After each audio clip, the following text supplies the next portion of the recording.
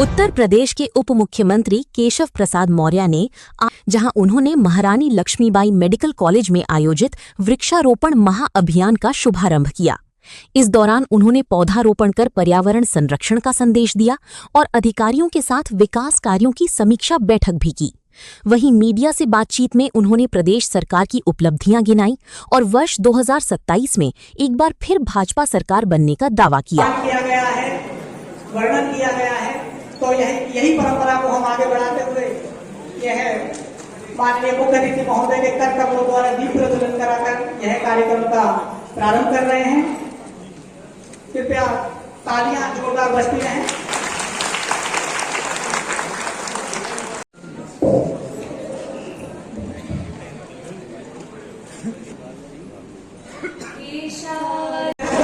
कार्यक्रम को हमेशा के लिए माननीय मुख्य ये संक्षिप्त में मैं अनुरोध करूंगा मुख्य विकास अधिकारी महोदय से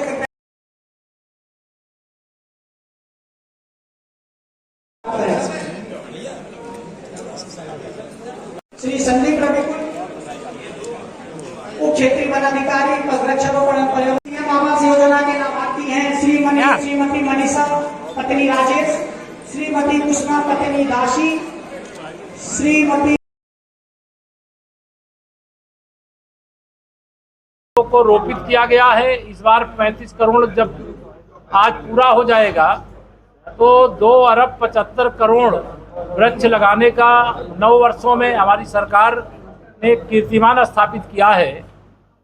हमारा लगातार यह प्रयास रहा है, लक्ष्य रहा है कि हमारे प्रदेश में विकास भी हो और पर्यावरण को नुकसान भी ना होने पावे। अगर विकास के लिए कहीं पेड़ों को कुछ काटने भी पड़े हैं तो उसके बदले जो अनुपात एनजीटी ने तय किए हैं, पर्यावरण डिपार्टमेंट ने तय किए हैं, वह वृक्ष लगाने का काम किया गया। माननीय प्रधानमंत्री श्री नरेंद्र मोदी जी ने एक पेड़ मां के नाम लगाने का देश भर से आह्वान किया और उसका बहुत व्यापक परिणाम पूरे देश में देखने को मिल रहा है और उत्तर प्रदेश ने तो इसमें रिकॉर्ड बनाने का काम किया है। मैं सभी प्रदेशवासियों का आह्वान भी करूंगा, अपील भी करूंगा कि एक पेड़ मां के नाम लगाएं भी, बचाएं भी। जो पेड़ वह लगावें उनकी आने वाली अनेक पीढ़ियां उस पेड़ से फल प्राप्त करें, उस पेड़ से छाया प्राप्त करें, उस पेड़ से औषधि प्राप्त करें, उस पेड़ से ऑक्सीजन प्राप्त करें, उस पेड़ से ईंधन प्राप्त करें। यह एक जो भाव रहता है उस भाव के अनुसार पर्यावरण के अनुकूल करें और प्रदेश को हर प्रकार से हरित प्रदेश बनाने का काम करें। यह मेरी ओर से आज कहना है। आप लोगों को कोई सवाल हो?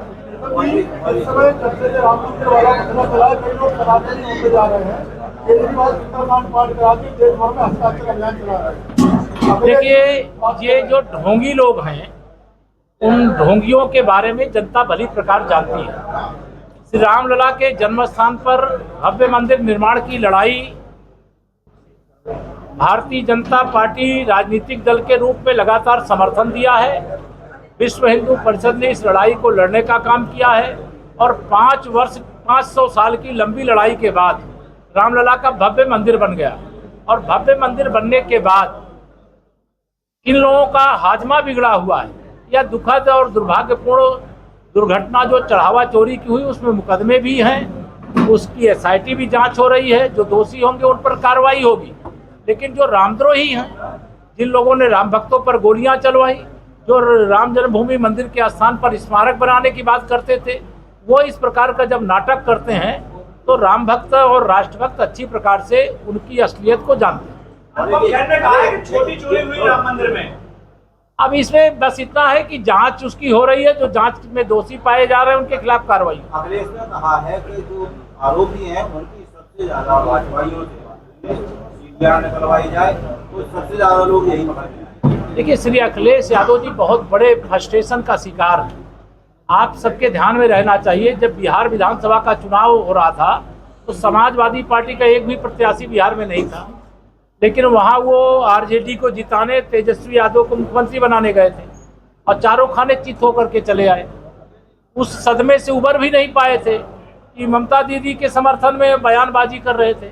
पश्चिम बंगाल में भी जब कमल खिल गया तो उनका मूड एकदम इस समय ऑफ हो गया है। उनको लग रहा है कि 2027 में समाजवादी पार्टी सत्ता से मतलब कोसों नहीं बहुत दूर चली गई है और समाजवादी पार्टी का राजनीतिक जो भविष्य है वो अंधकार में पड़ चुका है। अभी मुकेश वाला ने कहना है कि SIT की जांच कराना है, दीपकों की हो रही है। वो परम पूज्य शंकराचार्य हैं, उनके बारे में कुछ नहीं। आपने मेडिकल कॉलेज में बुंदेलखंड कई बार चर्चा की, लेकिन बुंदेलखंड के राज्य के बारे में एक शब्द ये मेरे कहने का विषय नहीं है कि मैं ये बात कहूँ, लेकिन बुंदेलखंड का विकास हमारी सरकार की सर्वोच्च प्राथमिकता है।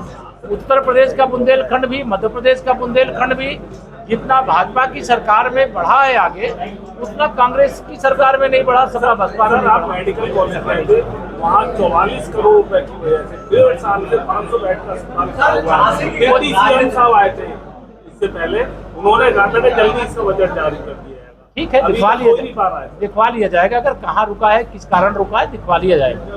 सर वो तो बहुत दिन से खड़ा हुआ है। दिखवा लेंगे। अब मैं तो अभी उसका आप सवाल कर रहे हैं, मैं उतना ही कह सकता हूँ कि अगर कोई चीज कहीं रुकावट हो तो बिहारों में चर्चा है कि केशवरी झांसी सदर विधानसभा से प्रत्याशी हो सकते हैं। क्या बच्चे हो कि आप भाजपा हो, मतलब आप पत्रकार हो? भाजपा में कोई व्यक्ति ऐसे प्रत्याशी हो जाता है क्या? भाजपा संसदीय बोर्ड तय करता है कौन क्या होगा। यही काल्पनिक सवाल, तो क्या झांसी से लड़ेंगे? ये काल्पनिक सवाल क्यों करते हो? आपका दौरा बता रहा है सर, तो दौरा नहीं होना चाहिए। हम तो प्रदेश